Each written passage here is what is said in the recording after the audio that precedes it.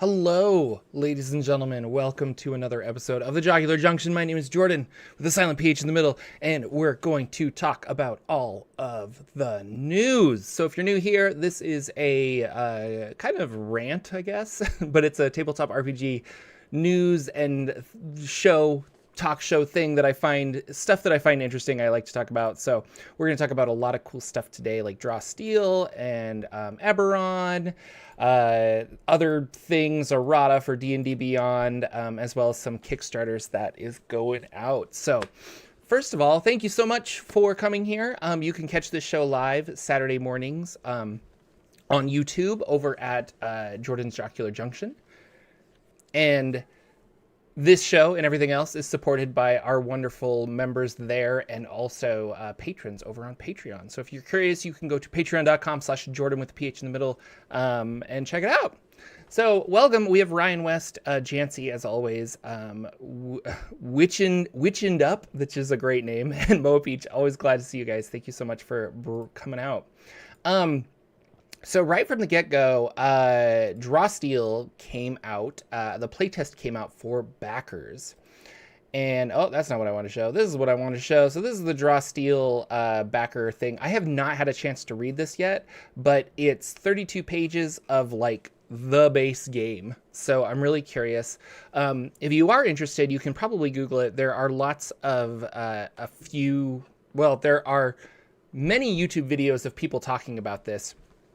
And a couple that I haven't had a chance to watch yet, but I have on my watch later list are like, hey, the mechanics are a little better than you anticipated. And one of them was like, this is going to be big. And so I'm really excited for this. I've been kind of watching their press tour, and they've been talking about various, or both James Introcaso and Matt Colville have been on podcasts and stuff talking about it. And it's kind of interesting because they didn't build this in a vacuum.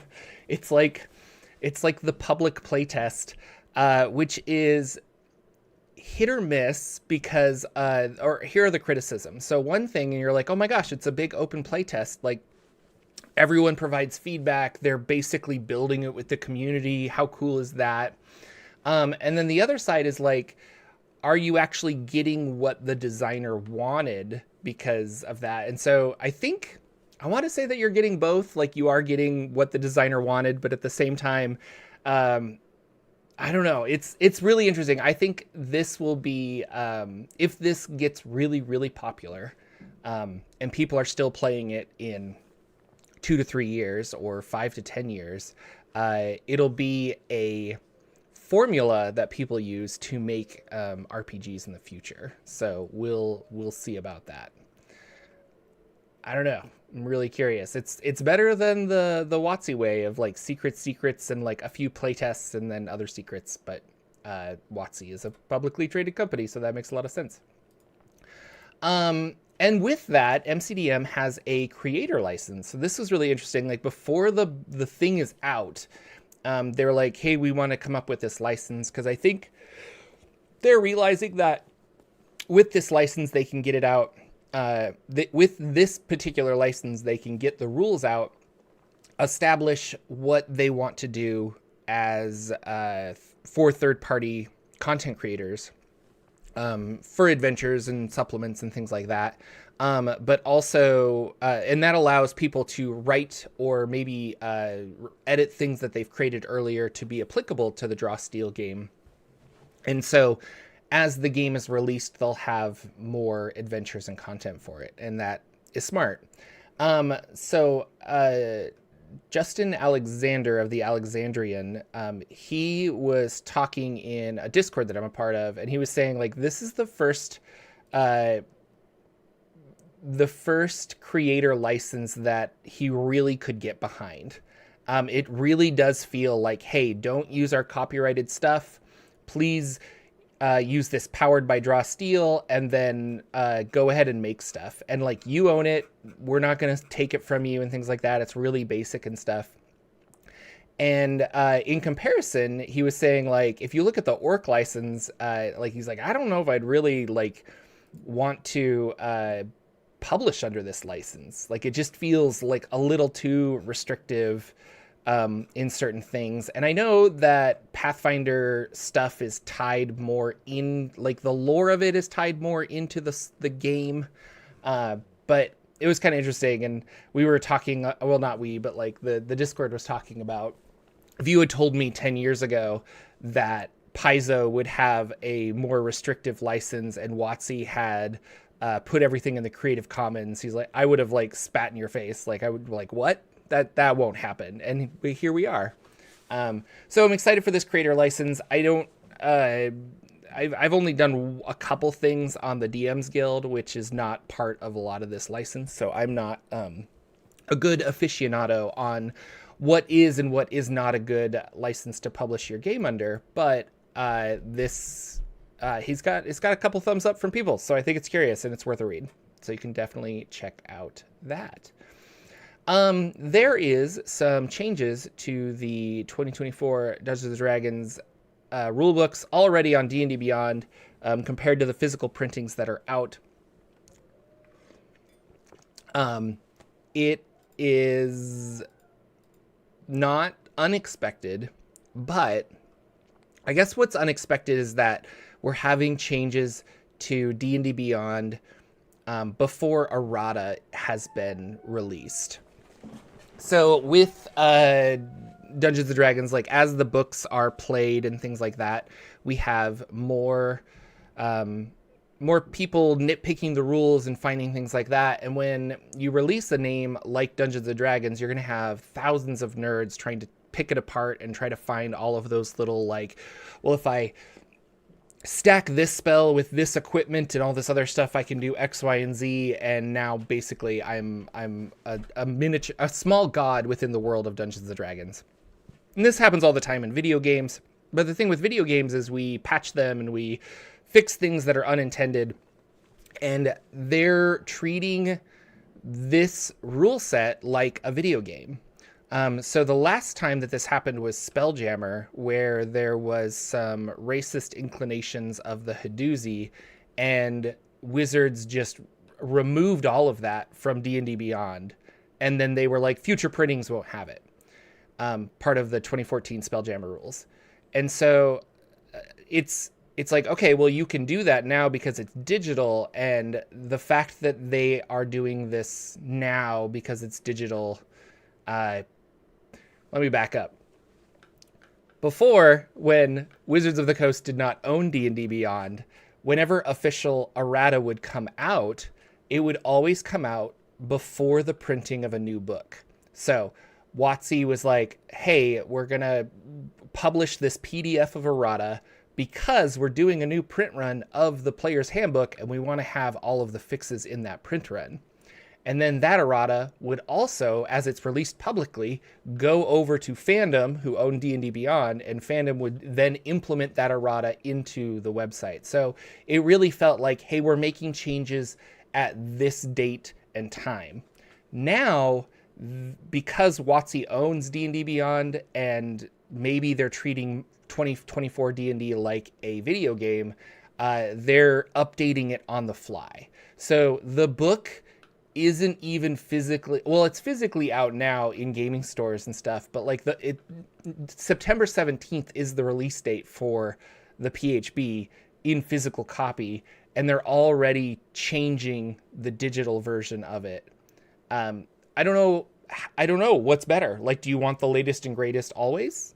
Or it's one of those things where I'm like, do I want WotC to make decisions for the game that I bought? I don't know. It's complicated, but here are some of the things that they've changed. It's like little things, but True Polymorph, the spell no longer ends early if you run out of temporary hit points. Because there was a loophole where if you took a long rest, you lost all your temporary hit points, and then True Polymorph wouldn't last any longer, and True Polymorph is supposed to be like a forever polymorph until dispelled. So little things like that. Yeah, the Goliath power build feature originally applied to saving throws, but now it's just ability checks. The Poisoner feat, poison lasted until you hit, but now it's until you deal damage. So people were theory crafting that they could use the Nick property, which deals damage but doesn't hit, to just endlessly poison everyone forever. The armor table now specifies that shields require the utilization action to don on off, because I think people were dual wielding and then picking up a shield again. And, you know, little things like this. People who were trying to break the game, this is what playtesting is for, and it makes me a little upset that we're not they're not catching things like this. And I know you can't catch everything, but to have this day one stuff, yeah, I don't know. Anyway, that's kind of sad. So I was like, day one errata, are we actually doing this? But it feels like we are going to have it. I'm wondering when we're going to get the PDF that says, here are the changes if your book was printed at this juncture. So if your book was printed here, here are the changes that you need to implement. And how big will that list be? It'll be interesting. Because right now we just have people checking D&D Beyond, looking around, things like that. Yeah. And Caleb, who's first time in chat here, thank you so much for joining, says that we need to do more Dying Earth actual plays. And I agree. I need to talk to Lex, and we got to organize another one at some point. This is the other piece of D&D news that I have is Greg Tito leaving WotC. So Greg Tito, he's been there since the beginning of 5e, and I've always really enjoyed Greg Tito. It's up and down with my enjoyment of Dragon Talk. Like I liked the lore segments and I liked a lot of the other stuff, but he was a big proponent of the Twitch streams, and he got a lot of stuff going with D&D Live. So he really helped with the 2014 brand a whole bunch, and you can tell like he loves Dungeons and Dragons. Greg Tito has left Wizards of the Coast to work in the public sector for a secretary of something for the state of Washington. But on his way out, he wrote, like, I'm quitting my day job. I'm leaving. I'm going to be working in the government for the Deputy Director of External Affairs for Washington Secretary of State office in Olympia. But then towards the bottom, it's like, wow, it's a big change. And he goes, thanks. It feels good to do something that doesn't just line the pockets of assholes. And they're like, whoa, shots fired. And he's like, oh, I meant shareholders. So I think you could tell that they're, the employees at WotC are probably just as frustrated as the ones who are, or just as frustrated as us, because it's like everything's like profit, and nothing's about quality or building a cool, building something cool. It's all about the return investment. Like, I don't care what it is. I just want to make sure that we make money off of it. And that's kind of sad for the people that are part of Wizards of the Coast, specifically the Dungeons and Dragons department, and they just really love this game and they find so much value in this game. That value is not always financial value to the extent that a multi-million-dollar company wants. And it's one of those things where it's like, just because something doesn't have overt, immediate financial value doesn't mean that it does not have value. So I think that's sad that he's leaving, but I hope he's happy. And you know what? Maybe it sends a good sign to the people who are making decisions. But I severely doubt that it will. Another interesting thing is with Greg Tito leaving and saying that, and a couple of other people who were laid off around Christmas earlier when they were trying to save all of their share. They were trying to save their shareholders money by laying off a bunch of people.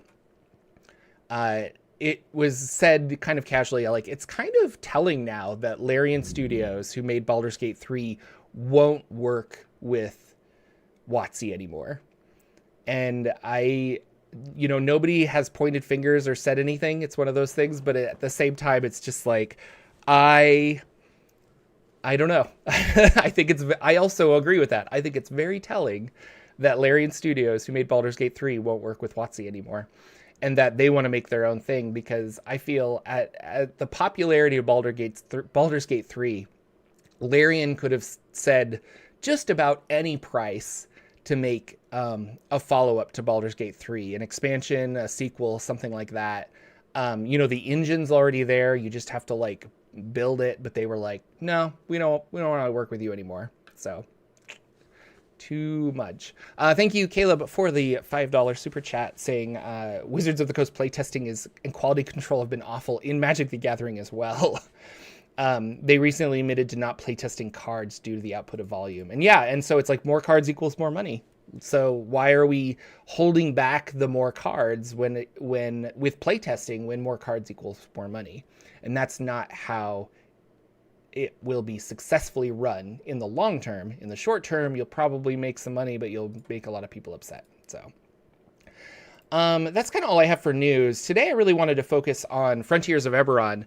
I plan on doing a more elaborate video on this, but I thought it would be fun to just talk about Eberron. But first, that's part of the crowdfunding section of the show. I want to talk about Faster Purple Worm, Everybody Dies. This is on Plex, the show Faster Purple Worm, Die. It's fun. Like, it's celebrities playing D&D, but they don't take it seriously. It really is just super fun. And I think you guys should check it out. It's on Plex. I watched the first episode with Seth Green and Will Wheaton and things like that. It's just really awesome. So, and I got to interview Matthew Lillard on my main channel, which was also really cool. So this has 18 days to go. And it is a collection of the adventures that they have been running. And I think that's kind of fun. And then they have, there's a trailer for it and stuff. And so what is it? And it's just a collection of the fun adventures that they're running. So if you want like a night of D&D where everybody's going to die, I think this could be really cool. Beetle and Grimm has been a fun company to see grow. And you can really tell that they just super love Dungeons and Dragons. So I personally have not backed this, so disclosure, although I think it's really cool, I have to make decisions on my Kickstarters lately, and this is one that I have decided to pass on. But that being said, I wanted to highlight it because I do think it's really cool. And sometimes you just need a fun one-shot, and this is 15 one-shots, and it's written by people who really love Dungeons and Dragons. So that's Faster Purple Worm, Everybody Dies, Volume 1. But the meat and potatoes of today is I want to talk Frontiers of Eberron. So Frontiers of Eberron Quickstone, this is not out yet, but it will be on the DM's Guild shortly. Take a drink of coffee, hang on. It's going to come out on the 17th. And the reason that they have delayed the release, I guess now is to build up marketing for it. But usually, like, you just want it out there and, like, let people, like, especially when it's a digital product on the DM's Guild, like, hey, get out there. They have implemented new rules from the 2024 Player's Handbook. So the SRD isn't out yet. It's kind of like, what can and can't we do? We don't know, but Keith Baker obviously has an in with WotC. And so he was able to implement some of those new rules for Frontiers of Eberron. So I have been asked to not show certain pages, which are basically the character class stuff that they have in the end. So if we go and look at, I don't know if you guys can see very easily, but actually I'll just go to the, let's just go to here, the contents. So this has so many, Keith loves to write. he's a writer at heart. So Frontiers of Eberron specifically has a whole bunch of stuff on how to use this book, cultures and stuff in the area, and then a whole bunch of locations.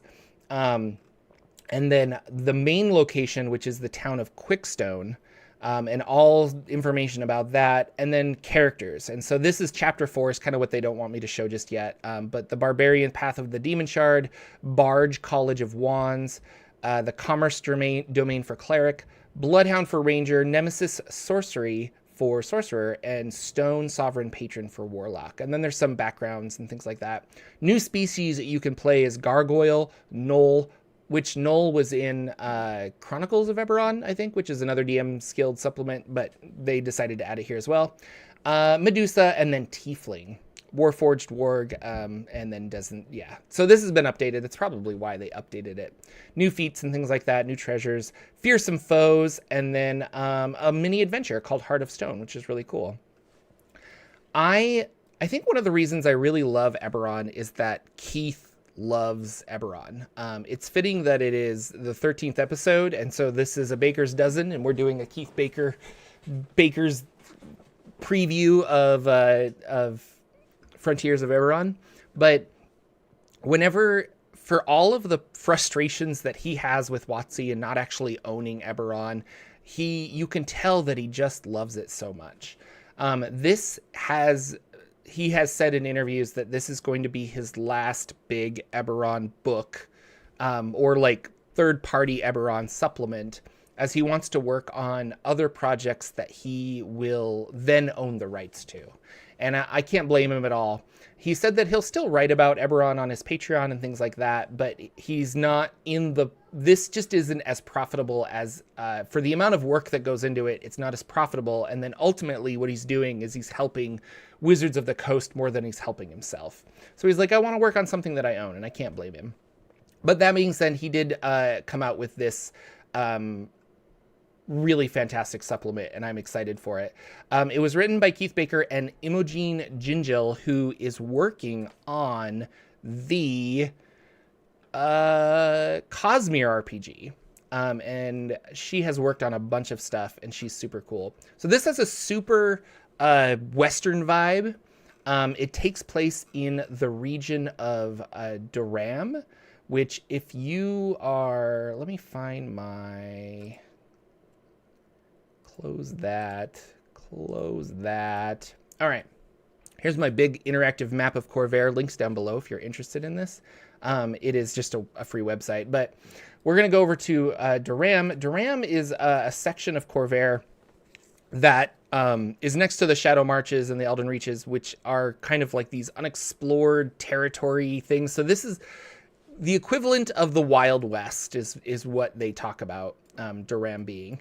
And I don't see it on here, so I don't know if Quickstone is a new place, but Quickstone is basically supposed to be like right here, just east of Greywall, next to the Greywall Mountains here on this road. And if we flip back over to the area, or the actual PDF, there is the town of Quickstone and information on it. And I think there was a big cool picture of it. If I can remember, should have taken some numbers down, but I didn't. Okay, you fail. Boom, boom.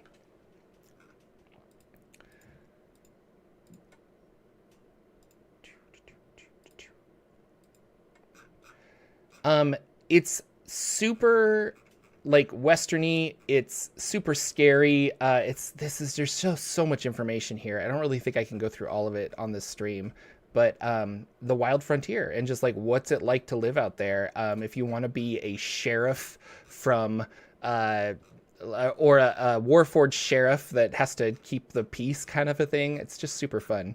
But there was a really cool poster of the area that I wanted to see if I could find, and I don't know if I can.